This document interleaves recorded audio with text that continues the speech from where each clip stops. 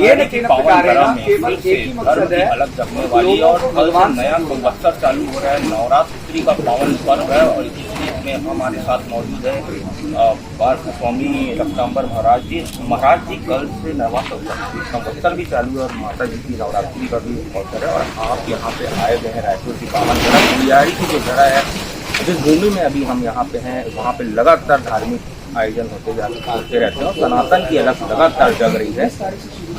क्या आयोजन होने जा रहा है, किस तरीके से होगा? ये रामनवमी में 19 तारीख से 27 तारीख तक मेरी साधना रहेगी, हठीन साधना, और इसमें सचंडी महायज्ञ है। साक्षात दुर्गा माँ का यहाँ आवाहन किया जा रहा है, उनके 1008 नाम से संकल्प कर, यानी यह समझिए कि यहाँ साक्षात जगदम्बा विराजमान हो जाएगी। कल से जब मैं कलश लूँगा और यज्ञ की जैसे ही उनका पाठ होगा, ये पूरे रायपुर में समझिए कि रायवासियों के लिए एक बहुत बड़ा आध्यात्मिक शांति जाएगी और रायपुर वालों के लिए बहुत मैंने देखने के लिए जो कलयुग का जो समापन है सत्य का प्रभाव से, इसलिए हम लोग यज्ञ कर रहे हैं। यज्ञ सब जैसे बहुत लोग अभी जो नए पीढ़ी के जो जनरेशन यज्ञ की महिमा को नहीं जाने, लेकिन यज्ञ एक बहुत बड़ी शक्ति है। यह शक्ति है कि जिस मनुष्य को जो चाहिए यज्ञ के द्वारा ही प्राप्त किया जाता है। यज्ञ क्या है? यज्ञ एक मन की प्रक्रिया है जिसको हम लोग आध्यात्मिक में यज्ञ बोलते हैं। यज्ञ का मतलब क्या होता है? यज्ञ का मतलब तो याद करना, यज्ञ का मतलब तो ज्ञान, ज्ञान को याद करना है यज्ञ। जब तक आध्यात्मिक में नहीं जाएंगे आपका मन और आत्मा का चिंतन शुद्धि से। हमारे साथ मौजूद है अभिराम जी महाराज जी ने आपने प्रेस कॉन्फ्रेंस के बीच में आपने तमाम बातें कही अध्यात्म की, धर्म की, लेकिन उसमें से आपने एक बात कही थी युद्ध की, जो अभी जारी है, सर्वविदित है, और आपने एक भविष्यवाणी भी की कि यदि इसे ना रोका जाए तो बहुत लंबा समय तक चल सकता है। क्या कुछ है आपका मंत्रणा इसमें? देखिए, मंत्रणा तो मन में बातें आ रही हैं, लेकिन वो हमने आप सभी के बीच रखा है। मेरा एक ही उद्देश्य था कि धर्म के मार्ग पे चलना है तो सबसे पहले वेदों को पकड़ना चाहिए। वेदों ने जिस आज्ञा को कहा है उसका पालन करना चाहिए।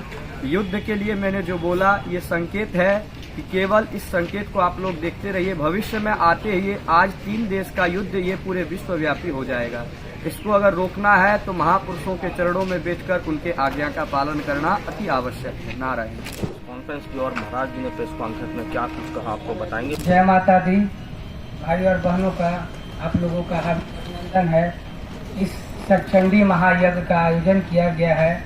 सचंडी महायज्ञ एक बहुत बड़ी शक्ति है। जिस तरह प्राचीन कालों में असुरों से जब देवता लोग ग्रसित हो गए तो माँ भगवती का आवाहन किया गया। उसमें सभी देवी देवताओं ने अपना अपना सूक्ष्म शक्ति और दिव्य शक्ति माँ दुर्गा का निर्गुण रूप कर फिर साकार रूप से प्रतीत किया और उस महाशक्ति का उत्पन्न कर किया गया। और उस समय जो त्राही त्राही करने वाले रक्त बीज महिषासुर जो अन्य असुर थे उन्हीं को वध किया। जिस प्रकार माँ दुर्गा एक अद्भुत शक्ति है, बड़ा शक्ति है। यह शक्ति है कि जो सभी देवी देवताओं को जो शक्ति है सब शक्ति उसमें सम्मिलित मिलकर और महाशक्ति पराशक्ति किया गया है। और हम लोग इस जगत शक्ति को फिर से ये आध्यात्मिक शक्ति कलयुग में यज्ञ हवन होना धीरे धीरे स्थगित हो रहा है, जिसके कारण पूरे विश्व में युद्ध का संदेश बना हुआ है। और शांति के लिए हमने हिमालय से निकलकर माँ भगवती का 19 तारीख से 27 तारीख तक अपने छाती पर रखकर उनका 1000 सहस्त्र नाम 1008 सहस्त्र नाम का आवाहन कर जप कर पूजा पाठ यज्ञ सचंडी महा कर इस रायपुर और पूरे विश्व का शांति, कल्याण और प्रेमचारा और भाईचारा का शांति बने रहे। इसी के साथ मैं अपनी वाणी को विराम देता हूँ। जय माता दी। नारायण। जैसे कि आप लोग जान ही रहे हैं, यहाँ पर राम कथा उसके साथ साथ सचंडी महायज्ञ है। विश्व में सबसे बड़ा व्यापी अभी युद्ध का चल रहा है। वर्तमान में ये 2-3 देशों का बात है। आने वाले कुछ ही दिनों में जिस प्रकार ज्योतिष शास्त्र के अनुसार संकेत प्राप्त हो रहा है, यह युद्ध विश्वव्यापी होगा। क्यों होगा तो इस पे अनेकानेक संतों का भी मत है, क्योंकि भारत के इस धरातल पे बहुत सारे ऐसे कर्म हो रहे हैं जो कि शास्त्र और सिद्धांत विपरीत है। हमको क्या करना चाहिए, क्या नहीं करना चाहिए, इसका अगर कोई रास्ता मार्ग दिखाता है तो उसका नाम है शास्त्र। अब इस यज्ञ में यज्ञ होना बहुत बड़ी बात नहीं है, पर यज्ञ सविधि होना ये बहुत बड़ी बात है। विधि इस प्रकार शास्त्रों में बताया गया है, विधिहीनस्य यज्ञस्य सद्यः कर्ता विनश्यति।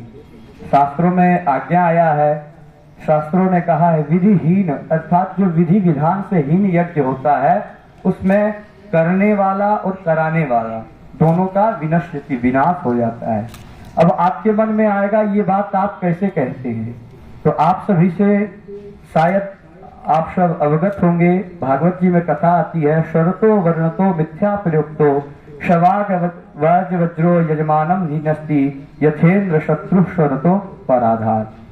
जिस प्रकार त्वष्टा ऋषि ने इंद्र को मारने के लिए यज्ञ किया, क्यों किया कि त्वष्टा ऋषि के जो संतान विश्वरूप जी थे उनका वध इंद्र ने कर दिया था।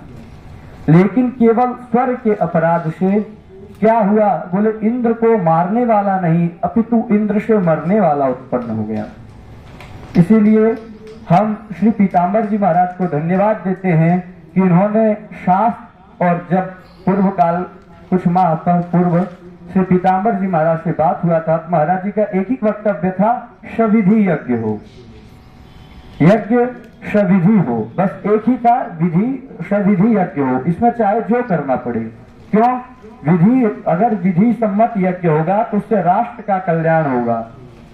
और आज भारत में इस कार्यक्रम जितना बड़ा आयोजन पूज्य महाराज जी के सानिध्य में और पीताम्बर जी महाराज के संरक्षक में हो रहा है, इस इतना बड़ा आयोजन करना एक आदमी का विषय नहीं है।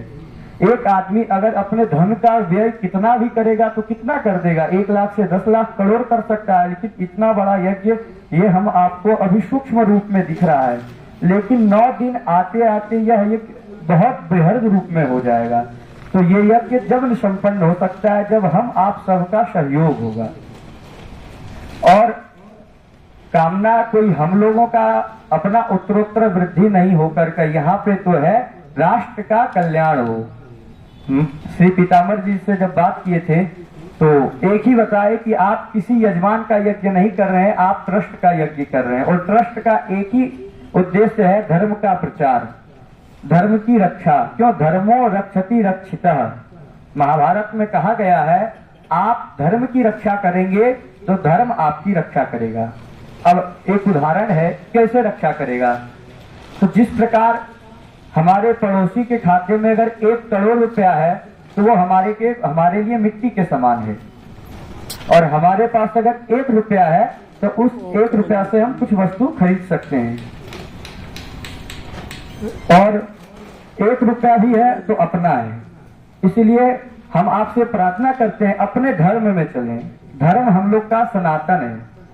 जैसे हाथ एक होता है लेकिन उंगलियां 5 होती है, लेकिन आजकल सनातन के नाम से कई धर्मों को बताया जाता है। ये धर्म नाम इस मीडिया में नहीं लेना चाहिए, अपितु जो इस धर्म के संरक्षक हैं वो लेते भी हैं। आप जानते ही होंगे पूर्व काल में जैसे पीताम्बर जी महाराज बता रहे थे, इसी स्टेडियम में वो आजकल बागेश्वर धाम वाले हैं वो भी आए थे, शायद कोई बता रहा था प्रदीप मिश्रा भी आए थे इसी स्टेडियम में, इसी मैदान में। अब हमारे भी श्री उज्ज्वल जी महाराज आ रहे हैं।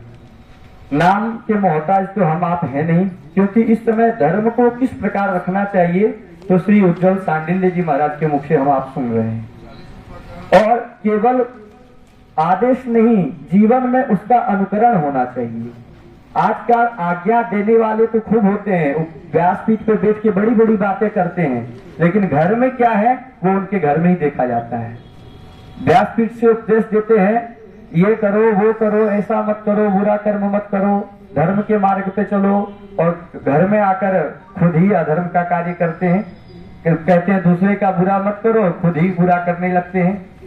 लेकिन हमारे मध्य जो श्री परम पूज्य श्री उज्ज्वल सांडिल्य जी महाराज आ रहे हैं, और सभी रायपुर छत्तीसगढ़ वासियों को हमारे तरफ से हार्दिक अभिनंदन, और सभी को आमंत्रित है।